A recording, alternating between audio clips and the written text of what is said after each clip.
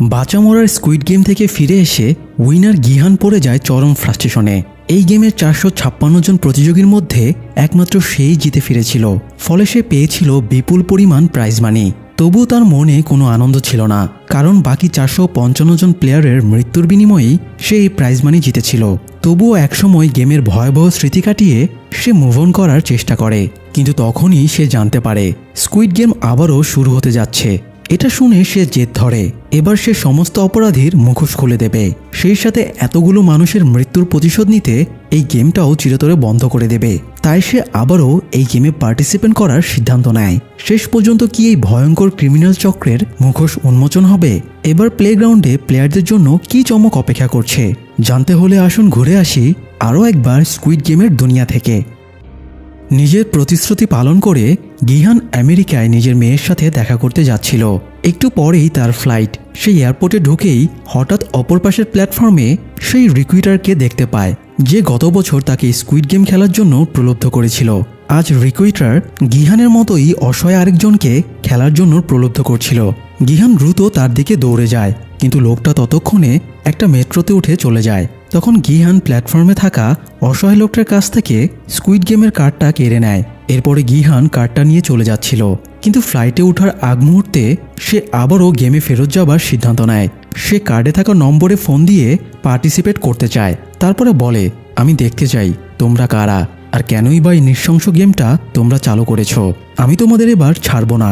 ফোনের ওপাশ থেকে ফ্রন্টম্যান গিহানকে থ্রেট দিয়ে বলে, প্লেয়ার নম্বর 456, যদি বাঁচতে চাও তবে প্লেন ধরে নিজের গন্তব্যে চলে যাও, না হলে তোমার কপালে অনেক দুঃখ আছে। গিহান কিছু না বলে ফোনটা কেটে দেয় এবং মেয়ের সাথে দেখা করার সিদ্ধান্ত বাদ দিয়ে গেমটা আবারও খেলার পুরোপুরি সিদ্ধান্ত নিয়ে ফেলে। গিহানের যে বিমানে যাওয়ার কথা ছিল সেটা একটু পরেই ফ্লাই করে। তখন ফ্রন্টম্যান আবারও গিহানকে ফোন দিয়ে থ্রেট দেয়, তোমার এই বিমানে নিজের মেয়ের সাথে দেখা করতে চলে যাওয়া উচিত ছিল। আজকে না যাওয়ার জন্য পরবর্তীতে তুমি অনেক পস্তাবে। গিহানও পাল্টা থ্রেট দিয়ে বলে, ফ্রন্টম্যান যে গর্তেই থাকুক না কেন সে ঠিকই তাকে খুঁজে বের করবে। তো এরপরে কেটে যায় 2 বছর। গিহান এখনও স্কুইড গেম পর্যন্ত পৌঁছাতে পারেনি। এদিকে জুনহো এখন ক্রাইম ডিপার্টমেন্ট ছেড়ে ট্রাফিক পুলিশে ট্রান্সফার নিয়েছে।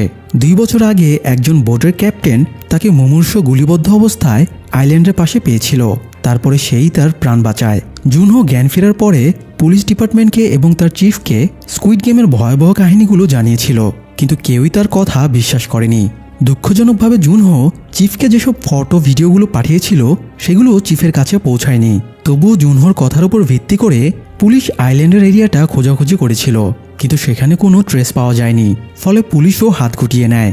এই জন্য জুনহো ট্রাফিক পুলিশে যোগ দিয়েছে, কারণ সে তো এটা জেনেই গিয়েছে স্কুইড গেমের সিলেক্টেড প্লেয়ারদেরকে গাড়িতে করে নিয়ে যাওয়া হয়। তাই জুনহো ট্রাফিকে যোগ দিয়েছে, যাতে রাস্তায় গাড়িগুলো মনিটরিং করে সে আবার চক্রটাকে ট্রেস করতে পারে। তবে এত কিছুর পরও জুনহো এখনও তার ভাই ইনহোর নামটা পুলিশকে জানায়নি। এমনকি সে এটাও কাউকে বলেনি ইনহোই ফ্রন্টম্যান হিসেবে গেমটা পরিচালনা করে এবং সেই জুনহোকে গুলি করেছিল। আসলে সে নিজেই আবার ভাইয়ের মুখোমুখি হতে চাইছিল। যাই হোক, এদিকে গিহানও ইনহো মানে ফ্রন্টম্যানের সাথে মুখোমুখি হবার জন্য অপেক্ষা করে আছে। গিহানের জীবনের একমাত্র লক্ষ্য হয়ে দাঁড়িয়েছে স্কুইড গেমকে ধ্বংস করা। তাই সে তার স্টকে থাকা সমস্ত টাকা এই গেমের ট্রেস পেতে খরচ করছে। গিহান তার পাওনাদার কিমকে সমস্ত লোন পরিশোধের পরে আবার তাকেই নিজের কাজের জন্য হায়ার করেছে।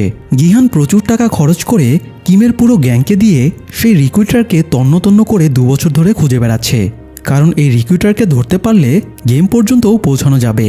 তো কিম তার অ্যাসিস্ট্যান্ট চোইকে নিয়ে হঠাৎ একদিন রিক্রুইটারকে একটা স্টেশনে দেখতে পায়। রিক্রুইটার আগের মতো নিয়মেই একজন লোকের সাথে দাগজে খেলে তাকে স্কুইড গেমে যাওয়ার জন্য প্রলুব্ধ করছিল। কিম দ্রুত গিহানকে ফোন করে ব্যাপারটা জানায়। কিম রিক্রুইটারকে ফলো করতে বলে এবং জানায় সে দ্রুত সেখানে পৌঁছাবে। তো একটু পরে রিক্রুইটার স্টেশন থেকে বেরিয়ে যায়। কিম আর চইও রিক্রুইটারকে ফলো করছিল। একটু পরে রিক্রুইটার একটা কনফেকশনারি থেকে অনেকগুলো পিস পাউরুটি কিনে নেয় এবং আরেকটা দোকান থেকে 100টা লটারি স্ক্র্যাচ কার্ড কেনে। ভাগ্য ভালো থাকলে এই কার্ড ঘষে যে কেউ কোটিপতিও হয়ে যেতে পারে।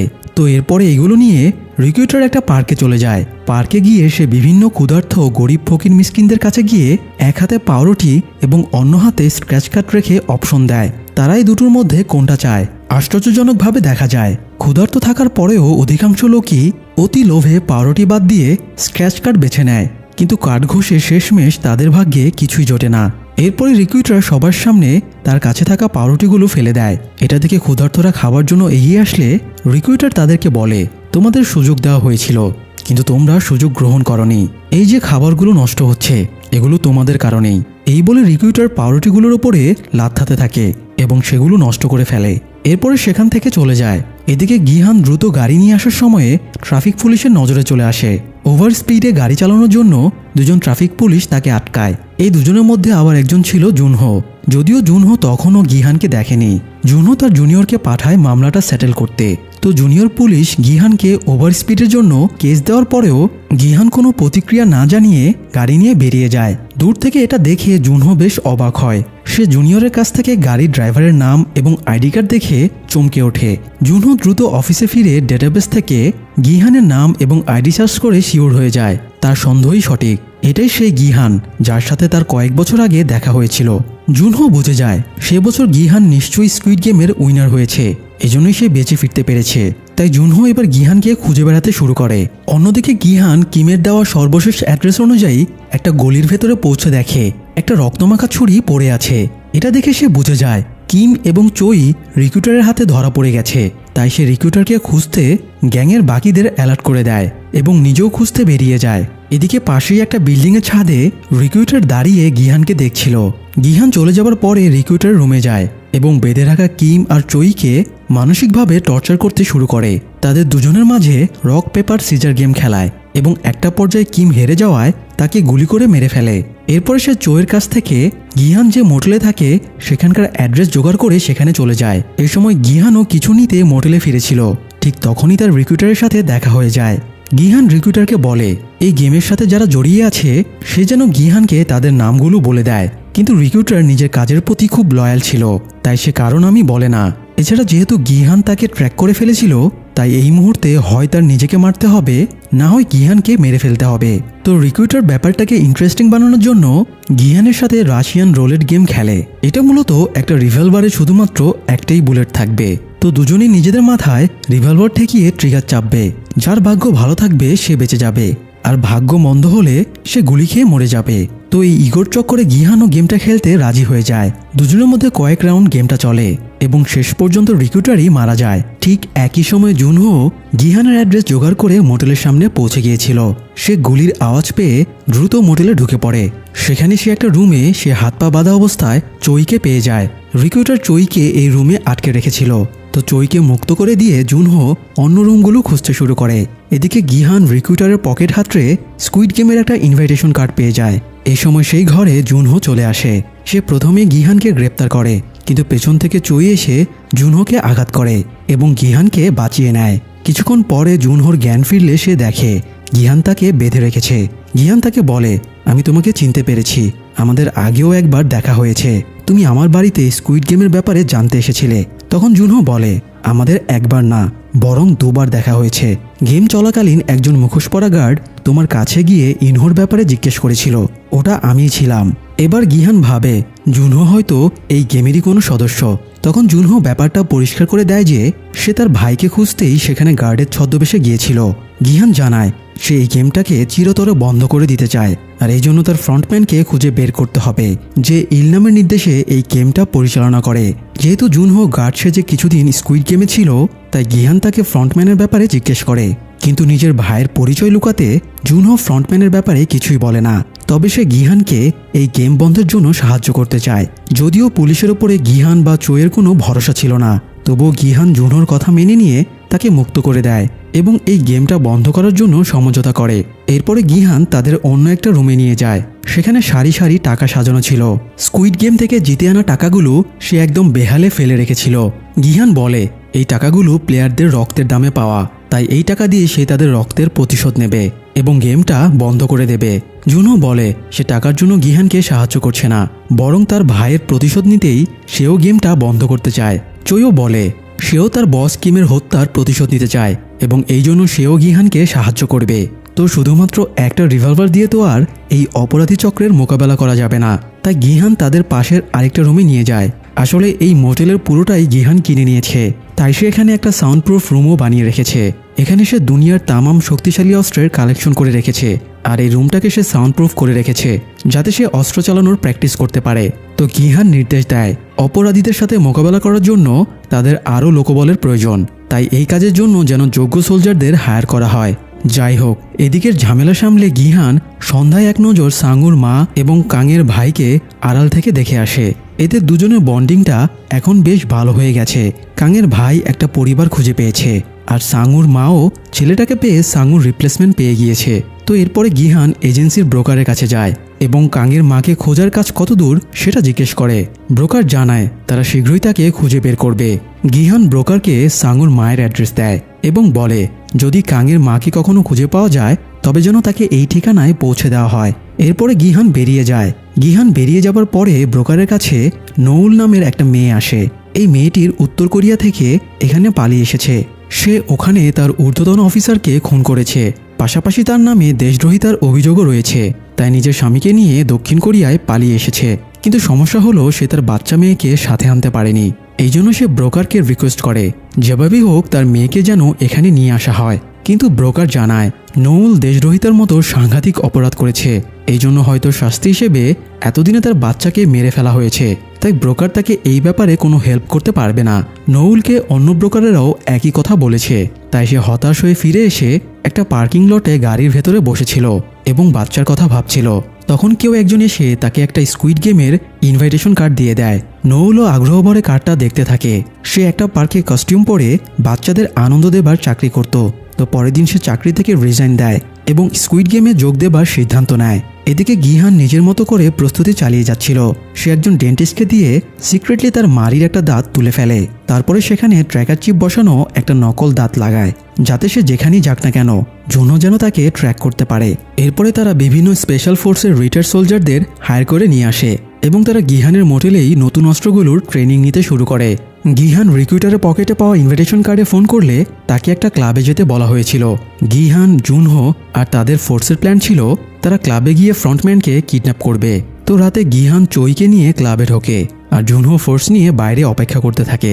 একটু পরে জুনহো দেখতে পায় স্কুইড গেমের ড্রেস আপে দুজন গার্ড ক্লাবে ঢুকছে। সেও তাদের ফলো করে ক্লাবে ঢোকে, কিন্তু সে তাদের ট্রেস করার আগেই একজন গার্ড চইকে ইলেকট্রিক শক দিয়ে অজ্ঞান করে দেয় এবং অন্য গার্ডটা গিহানকে নিয়ে ক্লাবের পেছনের দরজা দিয়ে বাইরে চলে আসে। জুনহো তাদের ফলো করে বাইরে এসে দেখে গার্ড গিহানকে একটা গাড়িতে উঠিয়ে নিয়ে চলে যাচ্ছে। জুনহো তার ফোর্সকে অ্যালার্ট করে দিয়ে গাড়িটা ফলো করার নির্দেশ দেয়। এদিকে গিহান গাড়িতে উঠে বুঝতে পারে এটা সেই গাড়ি যে গাড়িতে বসে ফ্রন্টম্যানের সাথে তার কথা হয়েছিল। গাড়ির ভেতরে একটা স্পিকারে ফ্রন্টম্যানের কণ্ঠ ভেসে আসে। ফ্রন্টম্যান আবারও গিহানকে বলে তোমার সেদিন বিমানে চড়ে নিজের মেয়ের কাছে চলে যাওয়া উচিত ছিল। গিহানও বলে সে এই গেমটা বন্ধ করতে চায়। দুজনের মাঝে বেশ কিছুক্ষণ তর্কাতর্কি চলে। এরই মধ্যে গিহানের ফোর্সের গাড়িটা কাছাকাছি চলে আসে। তখনই স্নাইপার শটে সেই গাড়ির টায়ার পাংচার করে দেওয়া হয়। এরপরে জুনহোর গাড়িরও টায়ার পাংচার করে দেওয়া হয় যাতে তারা আর এগোতে না পারে। গিহান রেগে গিয়ে গান বের করে গাড়ির ভেতরে দুটো গুলি চালায়। তখন ফ্রন্টম্যান তাচ্ছিল্য করে বলে তুমি এই সামান্য গান দিয়ে গেম বন্ধ করতে চাও? গিহানও বুঝতে পারে সে এভাবে গেম বন্ধ করতে পারবে না। তাই সে এবার ফ্রন্টম্যানকে বলে সে আবারও গেমে পার্টিসিপেট করতে চায়। ফ্রন্টম্যান জিজ্ঞেস করে একটু আগেই না তুমি গেম বন্ধ করতে চাইছিলে, এখন আবার নিজেই খেলতে চাইছো? গিহান বলে আমি প্রমাণ করে দিতে চাই এই দুনিয়া তোমাদের ভাবনা মতো চলে না। আমি গেমে পার্টিসিপেট করে মানুষের চিন্তাধারার পরিবর্তন আনবো। ফ্রন্টম্যান গিহানের চ্যালেঞ্জ মেনে নেয় এবং আগের মতোই গাড়ির ভেতরে একটা গ্যাস বের হলে গিহান অজ্ঞান হয়ে যায়। এরপরে তাকে স্কুইড গেমের নতুন একটা প্লেসে নিয়ে আসা হয়। অন্যদিকে নৌলও স্কুইড গেমের প্লেসে পৌঁছে যায়, তবে সে এখানে প্লেয়ার হিসেবে আসেনি, বরং গার্ড হিসেবে এসেছে। নৌল গার্ডের জন্য নির্ধারিত ড্রেস এবং মাস্ক পরে রেডি হয়ে নেয় নতুন প্লেয়ারদের ওয়েলকাম জানানোর জন্য। গিহান সকালে ঘুম ভেঙে দেখে তাকে অন্যান্য পার্টিসিপেন্টদের সাথে একটা গণরুমে রাখা হয়েছে। এখানকার ইন্টেরিয়র ডিজাইন ঠিক আগের বারের মতোই। এছাড়া গিহানকে এবারও 456 নম্বর প্লেয়ার জার্সি দেওয়া হয়েছে। একটু পরে গার্ডেরা রুমে ঢুকলে সব পার্টিসিপেন্টরা এক জায়গায় জড়ো হয়। এবারও পার্টিসিপেন্টদের ভেতরে নানান প্রশ্ন, উদ্বেগ, সন্দেহের সৃষ্টি হয়। তাদেরকে কেন অজ্ঞান করে এখানে আনা হলো, তাদের সঙ্গের জিনিসপত্র কোথায়, তাদের ড্রেস কেন চেঞ্জ করা হলো ইত্যাদি কারণে তারা গেমের উপরে সন্দেহ করতে থাকে এবং গেম খেলবে না জানিয়ে দেয়। তখন গার্ডেরা স্ক্রিনে এসব প্লেয়ারদের আমলনামা মানে তাদের ডিটেলস আর ঋণের পরিমাণ দেখাতে শুরু করে। দেখানোর শেষে সবাইকে প্রলোভন দেখিয়ে জিজ্ঞেস করে তারা কি আগের ঋণগ্রস্ত জীবনে ফিরে যেতে চায় নাকি এখানে গেম খেলে নিজেদের ভাগ্য বদলাতে চায়। গার্ডের কথায় পার্টিসিপেন্টরা গেম খেলার জন্য উৎসাহ পেয়ে যায় এরপরে সবাইকে সেই ভোল্টটা দেখানো হয় যেখানে তাদের জেতা টাকাগুলো জমা হবে। গার্ড এবার একটা নতুন রুলসের কথা সবাইকে জানায়, সেটা হলো এই গেমে তো 6টা রাউন্ড খেলা হবে, তো প্রতিটা রাউন্ড শেষেই একবার করে ভোট নেওয়া হবে। সেই ভোটে যদি মেজরিটি প্লেয়ার গেম না খেলার সিদ্ধান্ত নেয় তবে গেম বন্ধ করে দেওয়া হবে, আর ভোল্টে থাকা টাকা সবার মাঝে ভাগ করে দিয়ে তাদের বাড়ি পাঠিয়ে দেওয়া হবে। পেছনে চুপচাপ দাঁড়িয়ে থাকা গিহান এবার কথা বলে ওঠে। সে জিজ্ঞেস করে তারা চাইলে প্রথম রাউন্ডের পরে জেতা টাকা নিয়ে ভোটের মাধ্যমে গেম বন্ধ করে বাড়ি ফিরতে পারবে কিনা। গার্ড জানায় যদি মেজরিটি ভোট খেলা বন্ধের পক্ষে পড়ে তবে তাদের টাকা সহই বাড়ি পাঠানো হবে। এটা শুনে গিহান খুব অবাক হয়ে পেছনে ক্যামেরার দিকে তাকায়, কারণ সে জানে সিসি ক্যামেরায় ফ্রন্টম্যান তার এক্সপ্রেশন দেখছে। তাছাড়া সে এটাও বুঝতে পারে তাকে প্রতিহত করার জন্যই অথরিটি এই নতুন নিয়ম বানিয়েছে, যাতে অথরিটি নিজেদের ভাবনাকে প্রমাণ করতে পারে যে মানুষ মাত্রই লোভী, স্বার্থপর। যাই হোক, এর মধ্যে আবার একটা মজার ঘটনা ঘটে যায়। ইয়ংসিক নামের একটা ছেলে জুয়ায় অনেক টাকা ঋণী হয়ে গিয়েছিল, তাই সেই গেমে পার্টিসিপেট করেছিল। তো এখানে এসে দেখে তার মাও স্কুইড গেমে পার্টিসিপেট করেছে। মা ইয়ংসিককে এবার সবার মাঝেই পেটাতে শুরু করে আর সিন ক্রিয়েট করে। কিন্তু এখানে যখন তারা এসে গিয়েছে তখন তো আর বেরোনোর পথ এতটা সোজা না। তো এরপরে পার্টিসিপেন্টদের এগ্রিমেন্টে সাইন করতে দেওয়া হয়। সবাই এগ্রিমেন্ট পেপারে সাইন করে গেমে জয়েন করে। পার্টিসিপেন্টদের ভেতরে মিয়ঙ্গি নামের একটা ছেলে ছিল। সে একটা ইউটিউব চ্যানেল চালাতো। সে তার ইউটিউব সাবস্ক্রাইবারদের এমজি কয়েনে ইনভেস্ট করতে বলেছিল। তার কথা শুনে অনেকেই সেখানে ইনভেস্ট করে এবং সব টাকা লস খেয়ে যায়। মিয়ঙ্গি নিজেও অনেক টাকা লস খেয়েছে, এজন্য সে ঋণের টাকা শোধ করতে এখানে পার্টিসিপেট করেছে। তো এখানে এসে তার দুজন সাবস্ক্রাইবারের সাথে দেখা হয়ে যায়। এরাও মিয়ঙ্গির কথায় ইনভেস্ট করে লস খেয়েছে। এই জন্য সুবং নামের একজন তার সাথে ঝামেলা শুরু করে এবং তার লস যাওয়া টাকা ফেরত দেওয়ার জন্য থ্রেট দেয়। এদিকে গিহানের সাথেও তার একজন খুব ক্লোজ বন্ধু জুংবের দেখা হয়ে যায়। গিহান তাকে দেখে অবাক হয়ে জিজ্ঞেস করে সে এখানে মরতে কেন এলো। জুংবে জানায় তার অনেক টাকা ঋণ পড়ে গেছে, বউয়ের সাথে ডিভোর্স হয়ে গেছে, বউ তাদের বাচ্চাকেও নিজের সাথে নিয়ে গেছে, তাই সে স্কুইড গেমে পার্টিসিপেট করার সিদ্ধান্ত নিয়েছে। গিহান তাকে সাজেশন দেয় সে যেন সবসময় তার পেছনে পেছনে থাকে, তবেই সে এখানে বেঁচে থাকতে পারবে। যাই হোক, এদিকে জুনহো তার ফোর্স নিয়ে গিহানের দাঁতে লাগানো ট্র্যাকারের মাধ্যমে লোকেশন ডিটেক্ট করে একটা দ্বীপে চলে আসে। এরপরে ড্রোন দিয়ে এবং ফোর্সদের দিয়ে গিহানকে খুঁজতে শুরু করে। এরপরে সে একজন জেলের কাছে একটা বক্স পায় এবং বক্স খুলে দেখে গিহানের দাঁতের ট্র্যাকার চিপটা এর মধ্যে রাখা, অর্থাৎ তাদেরকে এতক্ষণ ভুল পথে চালনা করা হয়েছিল। অন্যদিকে সব স্কুইড গেমের প্লেয়ারদেরকে প্রথম রাউন্ডের জন্য প্লেগ্রাউন্ডে নিয়ে আসা হয়। এবারও আগেরবারের মতো রেড লাইট গ্রিন লাইট গেমের আয়োজন করা হয়েছে। গিহান এবার তার দাঁতটা খুলে সেটা দেখে হতভম্ব হয়ে যায়, কারণ তার দাঁতের ট্র্যাকারটা ছিল না। অর্থাৎ এখানে নিয়ে আসার পূর্বে গার্ডেরা তার ট্র্যাকারটা খুলে নিয়েছে। গিহান বুঝতে পারে সে পুরোপুরি ফেঁসে গিয়েছে, তাই এখন গেম খেলা ছাড়া তার আর কোনো উপায় নেই। তো গিহান সব প্লেয়ারদের অ্যালার্ট করে বলে তারা এই গেমটাকে যতটা সহজ ভাবছে এটা মোটেও ততটা সহজ না। দূরের ওই বড় পুতুলটার চোখে মোশন ডিটেক্টর লাগানো আছে, কেউ যদি রেড লাইটে কট খেয়ে যায় তাহলেই তাকে মেরে ফেলা হবে। কিন্তু গিহানের কথা শুনে সবাই ভাবে সে নেশাপানি করে এসেছে। কেউ তার কথা বিশ্বাস করেই না, বরং আরও হাসাহাসি করে। কেউ কেউ তো এটাও ভাবে গিহান তাদের ভয় দেখিয়ে গেম থেকে বের করতে চাইছে, যাতে সে ইজিলি গেমটা জিতে যায় এবং সব টাকা হাতিয়ে নেয়। তবুও গিহান সাধ্যমতো সবাইকে বোঝানোর চেষ্টা করে এবং বলে সে অ্যালার্ট করার সাথে সাথে যেন সবাই থেমে যায়। তো একটু পরে গেম শুরু হয়। রুল সেই পূর্বের মতোই, প্লেয়ারদের 5 মিনিট সময় দেওয়া হয়। গ্রিন লাইট বললে এগোতে হবে আর রেড লাইট বললে থেমে যেতে হবে, আর 5 মিনিটের ভেতরে ফিনিশ লাইন ক্রস করতে হবে। যাই হোক, খেলা শুরুর পরে কয়েক ধাপ গিহানের নির্দেশ মেনে সবাই ভালোই এগোতে থাকে। কিন্তু একটা মেয়ের গালে হঠাৎ একটা মৌমাছি এসে বসলে সে চিৎকার শুরু করে। দুর্ভাগ্যবশত তখন রেড লাইট চলছিল, তাই একটা হেডশটে মেয়েটাকে মেরে ফেলা হয়। এরপরে মৌমাছিটা আরেকজন মহিলার গায়ে বসলে সেও চিৎকার দিয়ে ফেলে এবং তাকেও মেরে ফেলা হয়। এটা দেখে প্লেয়ারদের মধ্যে হট্টগোল শুরু হয় এবং অনেকেই পালাতে শুরু করে। ফলে সবাইকে মেরে ফেলতে শুরু করা হয়। শুধু তারাই বেঁচে থাকে যারা গিহানের নির্দেশ মতো চুপচাপ দাঁড়িয়েছিল। এবার সবাই বুঝে যায় গিহান তাদের যা বলেছিল সব সত্যি। সবাই বাকিটা পথ গিহানকে অনুসরণ করে এগোতে থাকে। তবুও পথে অনেকেই মারা যায়। এক পর্যায়ে গিহান সহ প্রায় সকলেই ফিনিশ লাইন ক্রস করে ফেলে, কিন্তু একজনের পায়ে গুলি লাগা লোক ফিনিশ লাইনের কাছাকাছি এসে আটকে যায়। সে আর এগোতে পারে না। সে গিহানের কাছে সাহায্য চায়। এদিকে ততক্ষণের সময়ও আর কয়েক সেকেন্ড বাকি ছিল। তবুও গিহান লাইফ রিস্ক নিয়ে লোকটাকে উদ্ধার করতে যায়। এ সময় তাদের ইয়ঞ্জু নামের একটা মেয়েও হেল্প করে। তারা দুজনে মিলে লোকটাকে একদম শেষ মুহূর্তে ফিনিশ লাইনের বাইরে নিয়ে আসে। সবাই ভেবেছিল লোকটা বেঁচে গেছে, কিন্তু স্নাইপার হাতে দায়িত্ব পালন করা নৌল লোকটাকে আবারও শ্যুট করে মেরে ফেলে। যাই হোক, এরপরে প্লেয়ারদের গণরুমে ফিরিয়ে নিয়ে যাওয়া হয়। একটু পরে গার্ডেরা এসে তাদের প্রথম রাউন্ড শেষ করায় অভিনন্দন জানায়। এরপরে তাদেরকে এই রাউন্ডের রেজাল্ট জানায়। এই রাউন্ডে 456 জন প্লেয়ারের ভেতরে 91 জন মারা গিয়েছে, ফলে এখন বেঁচে আছে 365 জন প্লেয়ার। যদিও গিহান না থাকলে নিঃসন্দেহে হতাহতের সংখ্যা আরও অনেক বেড়ে যেত। তবে প্রথম রাউন্ডেই প্লেয়ারেরা যে নির্মম পরিস্থিতি ফেস করেছিল তাতে সবাই ঘাবড়ে গিয়েছিল। তাই সবাই গার্ডদের কাছে আকুতি মিনতি শুরু করে, তাদের জন্য বাড়ি পাঠিয়ে দেওয়া হয়, তারা এই গেমটা আর খেলবে না। গার্ডও তাদের প্রতিশ্রুতি দেয়, ভোটের পরে যদি অধিকাংশ প্লেয়ার না খেলার পক্ষে ভোট দেয় তবে তাদের উইনিং অ্যামাউন্ট দিয়ে বাড়ি পাঠিয়ে দেওয়া হবে। তো এরপরে ভোল্টের ভেতরে এই রাউন্ডে জেতা টাকা জমা হয়।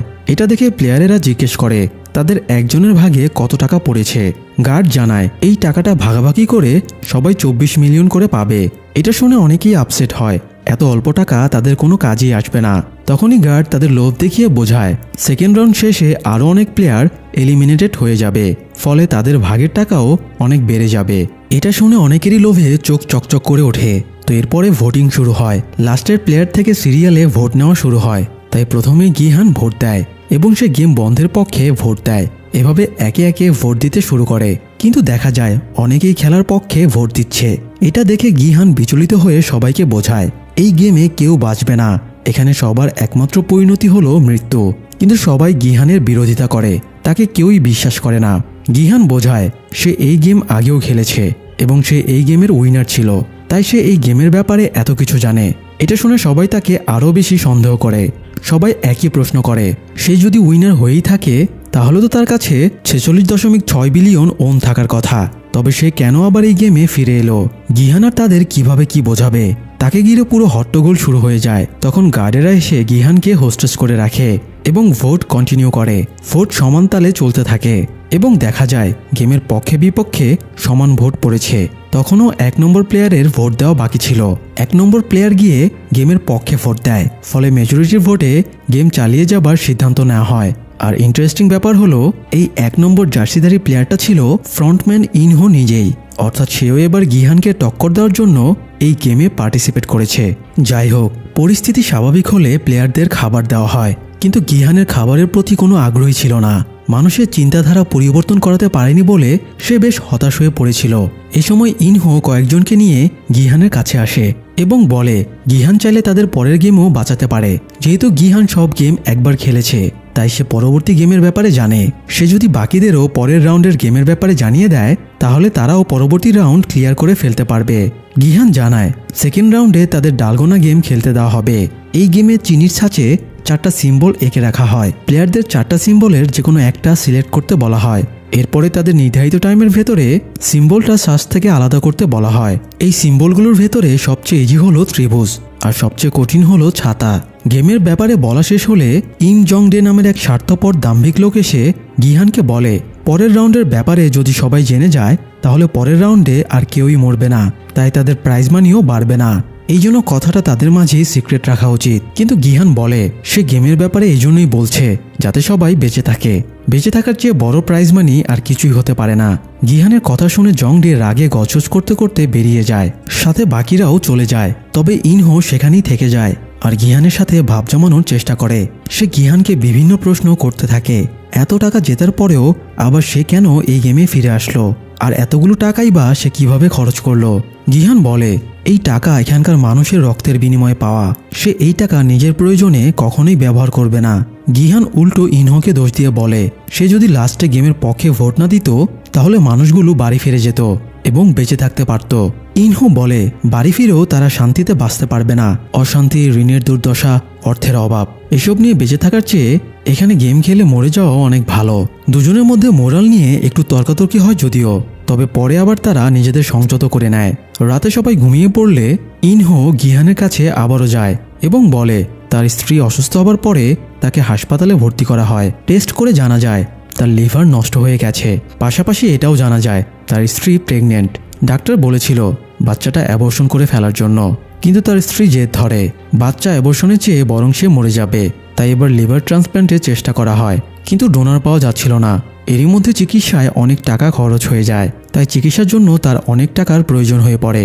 এ সময় সে তার এক পুরনো ক্লায়েন্টের কাছে আর্থিক সাহায্য পায়, কিন্তু অফিসে তার বিরুদ্ধে অভিযোগ আসে সে নাকি ঘুষ হিসেবে টাকাগুলো নিয়েছে। ফলে তার চাকরিটাও চলে যায়। তাই লাইফের শেষ চেষ্টা হিসেবে সে স্কুইড গেম খেলতে এসেছে। এখন তার একমাত্র লক্ষ্য এই গেমটা জিতে স্ত্রী সন্তানের ভবিষ্যৎ গড়ে দেওয়া। ইনহোর কথা শুনে গিহান বেশ ইমোশনাল হয়ে পড়ে, আর গিহানের আবেগের সুযোগ নিয়ে ইনহো তার আরও ক্লোজ হয়ে যায়। এদিকে গতবারের মতো এবারও অর্গানের রমরমা ব্যবসা চলছিল। মৃত প্লেয়ারদের একটা সিক্রেট চেম্বারে নিয়ে গিয়ে তাদের অর্গান বের করা হচ্ছিল, কিন্তু এবার তারা শুধুমাত্র একটা প্লেয়ারের অর্গান বের করতে পেরেছিল, কারণ প্লেয়ারগুলোর অধিকাংশকেই হেডশটে মারা হয়েছে, আর হেডশটে মরলে অর্গান দ্রুত নষ্ট হয়ে যায়। এই জন্যই ডাক্তার বেশি অর্গান কালেক্ট করতে পারছে না। ব্যাপারটা গার্ড মাস্ক অফিসারকে জানায়। এই মাস্ক অফিসারই বর্তমানে ফ্রন্টম্যান, মানে ইনহোর অবর্তমানে এই গেম পরিচালনা করছিল।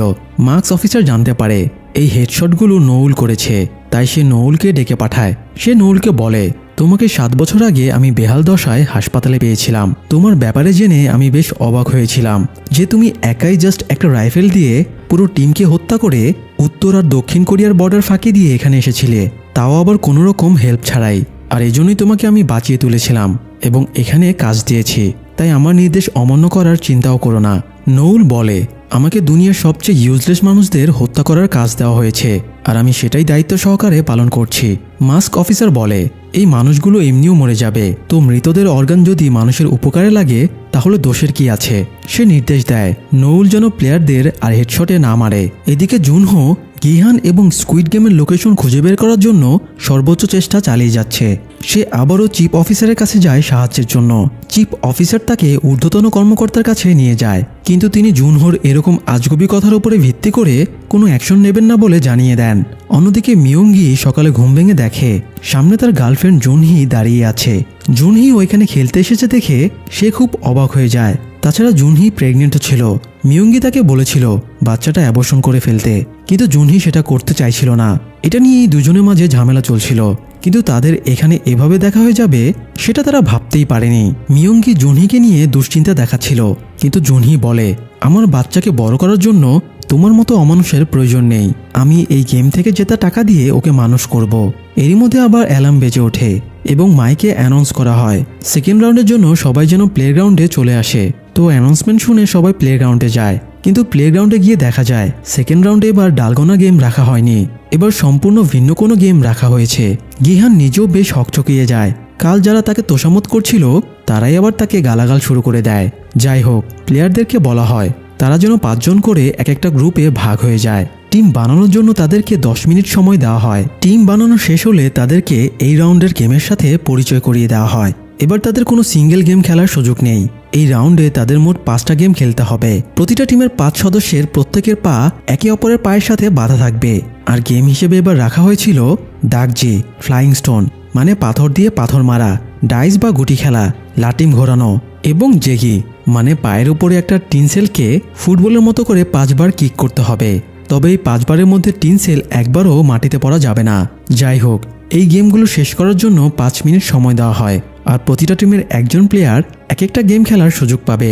একজন প্লেয়ারের একাধিক গেম খেলার সুযোগ নেই। তো প্রথমে দুটো টিম খেলতে যায়। প্রথমে তো একটা টিম 4টি টাস্ক কমপ্লিট করেই ফেলে, কিন্তু শেষ পর্যন্ত দেখা যায় টাইমের ভেতরে কোনো টিমই সবগুলো টাস্ক কমপ্লিট করতে পারেনি। তাই এভাবে প্রতিটা টিমকে খেলানো হয়। এর মধ্যে অনেকগুলো টিম টাস্ক কমপ্লিট করে রুমে চলে যায়, আবার অনেকগুলো টিম হেরে গিয়ে মরে যায়। সবশেষে খেলতে আসে গিহানের টিম। তাদের সাথে মোকাবেলার জন্য আরেকটা টিমকেও পাঠানো হয়। গিহানের টিমে সে ছাড়া বাকি 4 জন হলো ইনহো, জুংবে, দেইহো এবং জুনহি। প্রথমে জুনহি দাগজি গেম কমপ্লিট করে, এরপরে জুংবে ফ্লাইং স্টোন গেম কমপ্লিট করে, তারপরে দেইহো ডাইস বা গুটি খেলার টাস্ক কমপ্লিট করে। তারা 3 জনে খুব দ্রুত 3টা গেম কমপ্লিট করে ফেলে। এবার আসে ইনহোর পালা। তাকে লাটিম ঘোরানোর দায়িত্ব দেওয়া হয়, কিন্তু সে ইচ্ছাকৃতভাবে লাটিম ঘোরাতে না পারার ভান ধরে লাটিমটা এদিক সেদিক এলোপাথারি ছুঁড়ে মারতে থাকে। ফলে তাদের অনেক টাইম নষ্ট হতে থাকে। এক পর্যায়ে সে নিজেকে আঘাত করতে শুরু করে, যাতে তাকে দেখে হতাশ মনে হয়। কিন্তু গিহান তাকে সান্ত্বনা এবং অনুপ্রেরণা দিলে পরের দফায় সে লাটিমটা ঘুরিয়ে ফেলে। এবার লাস্ট গেমের দায়িত্ব আসে গিহানের কাছে। সে টিনসেল কিক করার দায়িত্ব পায়। 4 বার কিক করার পরে টিনসেলটা একটু দূরে ছিটকে যায়। সেটা প্রায় মাটিতে পড়েই যাচ্ছিল। তখন পাশে থেকে ইনহো পাটা সামনের দিকে এগিয়ে দেয়। যেহেতু সবার পা একে অপরের সাথে বাঁধা ছিল, তাই লাস্ট মুহূর্তে টিনসেলটা গিহানের পায়ের উপরই পড়ে। ফলে 5 বার কিক মারা কমপ্লিট হওয়ায় তারা সবগুলো গেম কমপ্লিট করে এই রাউন্ডটাও জিতে যায়। কিন্তু অন্য টিমটা নিজেদের টাস্ক কমপ্লিট করতে না পারায় তাদের মেরে ফেলা হয়। এদিকে খেলা শেষে গার্ডেরা রুমে ফেরার সময়ে দুজন গার্ড নৌলকে অ্যাটাক করে, কারণ মাস্ক অফিসার বারণ করা সত্ত্বেও নৌল আজকেও কয়েকজন প্লেয়ারকে হেডশট করে মেরে ফেলেছে। এমনকি একজন আধমরা প্লেয়ারকে কফিন খুলে আবারও তাকে শুট করে মেরে ফেলেছে, যার কারণে সব গার্ডেরা তার উপরে আপসেট ছিল। নৌলের সাথে গার্ড দুজনের একটু হাতাহাতি হয়, কিন্তু সে তাদের সাথে পেরে ওঠে না। গার্ডেরা নৌলকে লাস্ট ওয়ার্নিং দিয়ে চলে যায়। অন্যদিকে প্লেয়ারেরা রেস্ট নিচ্ছিল, তখন গার্ডেরা এসে তাদের দ্বিতীয় রাউন্ড শেষে প্রাইজ মানি ঘোষণা করে। এই রাউন্ডে 110 জন মারা গিয়েছে, তাই এখন প্রাইজ মানি দাঁড়িয়েছে 20.1 বিলিয়নে। আর এখনও 255 জন প্লেয়ার টিকে আছে, তাই সবাই প্রায় 79 মিলিয়ন করে এক একজন পাবে। নিজেদের ভাগের অ্যামাউন্ট শুনে অনেক প্লেয়ার রাগারাগি শুরু করে। এত কম টাকা দিয়ে তারা সন্তুষ্ট ছিল না। গার্ড তাদের ভরসা দেয় পরের রাউন্ডগুলো থেকে তারা আরও অনেক টাকা কামাতে পারবে। তো নিয়ম অনুযায়ী রাউন্ড শেষে ভোট শুরু হয়। গিহান তার টিমের সবাইকে বলে তারা যেন গেম বন্ধের পক্ষে ভোট দেয়, তাহলে এখান থেকে বেরিয়ে যাওয়ার পরে সে তাদের টাকা দিয়ে সাহায্য করবে। তো কথা মতো টিমের বাকিরা গিহানের কথা মতো ভোট দিলেও তার বন্ধু জুংবে গেমের পক্ষে ভোট দেয়। এদিকে ইয়ংসিকের মা তাকে বলে তাদের দুজনের টাকা এক জায়গায় করে তারা সব ঋণ শোধ করে দিতে পারবে, তাই তাদের ফিরে যাওয়া উচিত। বাকিটা জীবন তারা ক্ষেতখামারি করে সুন্দরভাবে কাটিয়ে দিতে পারবে। তাই তিনি ইয়ংসিককে গেম বন্ধের পক্ষে ভোট দিতে বলেন। কিন্তু ইয়ংসিকের ঋণের ব্যাপারে তার মায়ের কোনো ধারণাই ছিল না। এই টাকা ইয়ংসিকের ঋণ শোধ হতো না, তাই সে গেমের পক্ষে ভোট দিয়ে দেয়। এভাবে একসময় ভোটিং শেষ হলে দেখা যায় অধিকাংশ প্লেয়ারই গেমের পক্ষে ভোট দিয়েছে। তাই গেম কন্টিনিউ রেখে সেদিনের মতো সবাইকে খাবার এবং ঘুমানোর সুযোগ দিয়ে গার্ডেরা চলে যায়। তবে রাতে ঘুমানোর আগে গিহান তার দলের সবাইকে সাবধান করে দেয় এখানে লাইট অফ হয়ে গেলে এক গ্রুপ অন্য গ্রুপের উপরে অ্যাটাক করে, যাতে প্লেয়ার মরে গেলে তারা আরও বেশি প্রাইজ মানি পেয়ে যায়। তো রাতটা গিহান জেগে পাহারা দিয়েই কাটিয়ে দেয়। এদিকে জুনহো এবার দুটো টিম নিয়ে গিহানকে খুঁজতে বেরিয়ে পড়ে। তাদের দুটো টিম এবার সমুদ্রের দুই দিকের দ্বীপগুলো খুঁজে দেখবে কোথায় এই স্কুইড গেমের প্লেস বানানো হয়েছে। অন্যদিকে সকালে সব প্লেয়ারদের জাগিয়ে তুলে পরবর্তী রাউন্ডের জন্য প্লেগ্রাউন্ডে নিয়ে আসা হয়। এই রাউন্ডের গেমের নাম হলো মিঙ্গেল। এই গেমের রুলস হলো সব প্লেয়ারকে একটা প্ল্যাটফর্মের ওপরে দাঁড়াতে বলা হয়। সবাই দাঁড়ানোর পরে প্ল্যাটফর্মটা ঘুরতে শুরু করবে এবং র্যান্ডমলি একটা নম্বর বলা হবে। যে নম্বরটা বলা হবে সেই নম্বর অনুযায়ী গ্রুপ বানিয়ে প্লেয়ারদেরকে 30 সেকেন্ডের ভেতরে এখানকার বিভিন্ন ঘরে ঢুকে পড়তে হবে। ব্যাপারটা আর একটু ক্লিয়ার করে বলি। ধরেন নম্বর বলা হলো 5 জন। এক্ষেত্রে প্লেয়ারদের 5 জন করে ভাগ হয়ে যেতে হবে এবং 30 সেকেন্ডের ভেতরে 5 জন করে এক একটা রুমে ঢুকে যেতে হবে। যারা গ্রুপ বানিয়ে 30 সেকেন্ডের ভেতরে রুমে ঢুকতে ব্যর্থ হবে তাদের মেরে ফেলা হবে। আবার যদি কোনো রুমে 5 জনের বেশি বা কম সংখ্যার প্লেয়ার ঢুকে পড়ে তবে তাদেরকে রুমের ভেতরে গিয়ে মেরে ফেলা হবে। তো এরপরে সব প্লেয়ার এসে প্ল্যাটফর্মের ওপরে দাঁড়িয়ে যায় এবং প্ল্যাটফর্মটা ঘুরতে শুরু করে। প্রথম নম্বরটা বলা হয় 10 জন। নম্বর বলতেই 30 সেকেন্ডের টাইমার অন হয়ে যায়, ফলে প্লেয়ারদের মধ্যে হট্টগোল শুরু হয়ে যায়। যে যেভাবে পারে 10 জনের গ্রুপ বানিয়ে বিভিন্ন ঘরে ঢুকে পড়ে। যারা 30 সেকেন্ড পরেও বাইরে থেকে যায় তাদেরকে তৎক্ষণাৎ মেরে ফেলা হয়। তাদের লাশগুলো সরিয়ে নিয়ে যাবার পরে পরের রাউন্ড শুরু হয়। সবাই আবারও প্ল্যাটফর্মে দাঁড়িয়ে পড়ে এবং প্ল্যাটফর্ম ঘুরতে শুরু করে। এবার বলা হয় 4 জন। নম্বর বলার সাথে সাথেই সবাই 4 জন করে এক একটা রুমে ঢুকে যায়। যারা বাইরে থেকে যায় তাদের মেরে ফেলা হয়। তবে এবার একটা রুমে 4 জনের জায়গায় ভুলে 3 জন ঢুকে পড়েছিল, তাই সেই 3 জনকেও মেরে ফেলা হয়। এরপরে আরেক রাউন্ড খেলা শুরু হয়। এবার বলা হয় 3 জন। 3 জন বলার সাথে সাথেই সবাই গ্রুপ ভেঙে যে যেভাবে পারে 3 জন করে বিভিন্ন রুমে ঢুকে যায়। এবার ইয়ংসিক একটা স্বার্থপরের মতো কাজ করে। নিজে বাঁচতে সে তার মা জেওমজাকে ফেলে রেখে বাকি দুজনের সাথে রুমে চলে যায়। যদিও ঠিক মুহূর্তে গিহান জেওমজাকে সাথে নিয়ে যায় বলে তিনি বেঁচে যান। তবুও তিনি ছেলের উপরে একটুও রাগ করেন না, বরং একটু পরে বের হলে ছেলে ঠিক আছে দেখে তাকে আবারও আলিঙ্গন করে। যাই হোক, পরের রাউন্ড শুরু হলে এবার নম্বর দেওয়া হয় 6 জন। এবারও কিছু প্লেয়ার মারা যায়। তারপরে আজকের গেমের লাস্ট রাউন্ড শুরু হয়। সবাই প্ল্যাটফর্মে দাঁড়িয়ে পড়ে এবং প্ল্যাটফর্ম ঘুরতে শুরু করে। এবারে নম্বর দেওয়া হয় 2 জন। সবাই দৌড়ে 2 জন করে রুমে ঢুকতে শুরু করে। এবার ইনহো এবং জুংবে এক রুমে ঢুকেছিল, কিন্তু তাদের সাথে আরও একজন ঢুকে পড়ে। তাই 30 সেকেন্ড শেষ হবার আগেই ইনহো সেই লোকটাকে ঘাড় মোটকে মেরে ফেলে। ইনহোর এরকম নৃশংসতা দেখে জুংবে বেশ ঘাবড়ে যায়। যাই হোক, এই রাউন্ডের গেম শেষে 155 জন প্লেয়ার মারা যায় এবং বেঁচে থাকে 100 জন প্লেয়ার। তো তাদেরকে নিয়ে আবারও ভোটিং শুরু হয়। কিন্তু ভোট শেষে দেখা যায় 50 জন গেমের পক্ষে ভোট দিয়েছে এবং 50 জন গেম বন্ধের পক্ষে ভোট দিয়েছে। অর্থাৎ 2 গ্রুপের ভোটে টাই হয়ে যায়। এজন্য গার্ডেরা তাদেরকে নিজেদের সিদ্ধান্তের ব্যাপারে আরও একবার ভাবার জন্য সকাল পর্যন্ত সময় দেয় এবং বলে সকালে আবারও ভোটিং করা হবে। এরপরে তারা চলে যায়। এদিকে জুনহো তার দলবল নিয়ে একটা দ্বীপের কাছে চলে এসেছিল। সে ড্রোন ক্যামেরায় জঙ্গলের ভেতরে একটা পাতাল ঘরের মতো দেখতে পায়। এটা দেখে সে ফোর্স নিয়ে সেখানে চলে যায়। একজন সোলজার পাতাল ঘরের দরজাটা খুলতেই সেখানে ব্লাস্ট হয় এবং সোলজারটা মারা যায়। তাই তারা দ্রুত সেখান থেকে মৃত সোলজারকে নিয়ে শিপে ফিরে আসে। শিপ ক্যাপ্টেন পার্ক তাদেরকে শহরে ফিরে যাওয়ার জন্য বলে, কিন্তু জুনহো ইনভেস্টিগেশন শেষ না করে এখান থেকে ফিরতে চাইছিল না। তাই সে তাদের দ্বিতীয় দলটাকেও এখানে চলে আসার নির্দেশ দেয়। এদিকে গেমের পক্ষে এবং বিপক্ষে থাকা প্লেয়ারদের মধ্যে হট্টগোল শুরু হয়ে যায়। এই সময় খাবারের প্যাকেট খুলে গিহান দেখে খাবারের সাথে কাঁটা চামচও দেওয়া হয়েছে। এটা দেখে সে বুঝতে পারে আজ রাতে সাংঘাতিক কিছু ঘটতে চলেছে। অন্যদিকে ওয়াশরুমে সুবং তার দলবল নিয়ে মিনসু নামের একটা ছেলেকে র্যাক করছিল, কারণ সে গেম বন্ধের পক্ষে ভোট দিয়েছিল। সে তাকে গেমের পক্ষে ভোট দেওয়ার জন্য জোর করে কনভিন্স করছিল। এটা দেখে মিয়ঙ্গি এগিয়ে আসে এবং প্রতিবাদ করে। সেও নিজের দলের প্লেয়ারদের ডেকে জানায় এরা প্লেয়ারদের জোর করে ভোট চেঞ্জ করাচ্ছে। এই সময় মিয়ঙ্গি আর সুবংয়ের মধ্যে হাতাহাতি শুরু হয়ে যায়। আরেক পর্যায়ে মিয়ঙ্গি সুবংয়ের গলায় নিজের কাঁটা চামচটা ঢুকিয়ে দিয়ে তাকে মেরে ফেলে। এটা দেখে ওয়াশরুমে উপস্থিত গেমের পক্ষে বিপক্ষে থাকা প্লেয়ারেরাও মারামারি শুরু করে এবং বেশ কয়েকজন মারা যায়। এদিকে যারা রুমে বসেছিল তারা কাউন্টিং স্ক্রিনে প্লেয়ার সংখ্যা কমতে দেখে অবাক হয়ে ভাবতে থাকে ওরা মরছে কিভাবে।